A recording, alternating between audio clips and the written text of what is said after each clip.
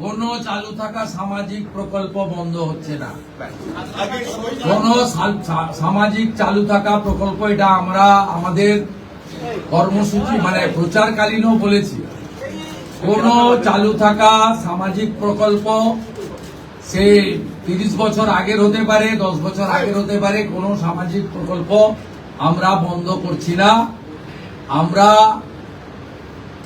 Paperless অফিসও করব, আমরা সমস্ত পোর্টালগুলোকে আপডেটও করব এবং সমস্ত বেনিফিশিয়ারি ডিবিটির মাধ্যমে, যেটা নরেন্দ্র মোদীজির নেতৃত্বে দেশের সরকার করেছে, ডাইরেক্ট বেনিফিট ট্রান্সফারের মাধ্যমে হবে এবং সবটাই স্বচ্ছতার সঙ্গে হবে।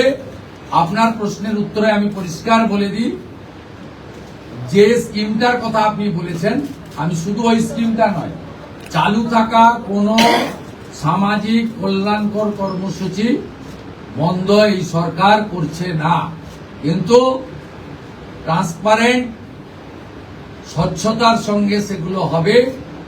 কোন মৃত ব্যক্তি তিনি কোন সামাজিক প্রকল্পের সুযোগ পেতে পারেন না, আপনিও বলবেন না পাওয়া উচিত।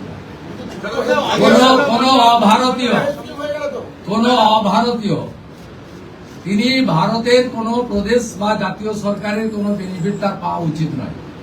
আমার প্রশ্নে, আপনার প্রশ্নের মধ্যে আমার সব উত্তর আছে। মনমোহিনী হেলথ কেয়ার, স্বাস্থ্য সেবায় অটুট শ্রেষ্ঠত্বের শিরোপা, জেলায় প্রথম robotic knee replacement, cardiology with cath lab, neurosurgery, specialised trauma unit থেকে স্মাইল ট্রেন, একগুচ্ছ পরিষেবায় নিয়োজিত।